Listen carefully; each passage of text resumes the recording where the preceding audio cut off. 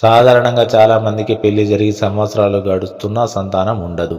ఈ క్రమంలోనే సంతానం కోసం వైద్య పరీక్షలు చేయించుకున్నప్పటికీ కొందరికి సంతానం కలగదు.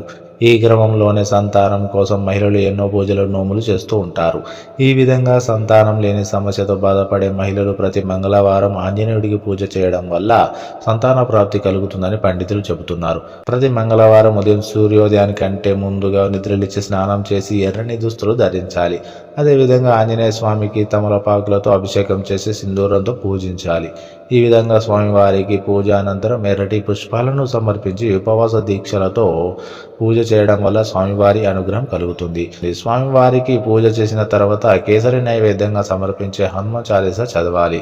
ఈ విధంగా సంతానం లేని దంపతులు 9 లేదా 11 మంగళవారాలు ఆంజనేయ స్వామిని ఉపవాస దీక్షలతో పూజించడం వల్ల వారికి సంతాన ప్రాప్తి కలుగుతుందని, అదేవిధంగా ఏ విధమైనటువంటి దోషాలు సమస్యలు ఉన్నా కూడా తొందరగా పరిష్కారం అవుతాయని పండితులు చెబుతున్నారు.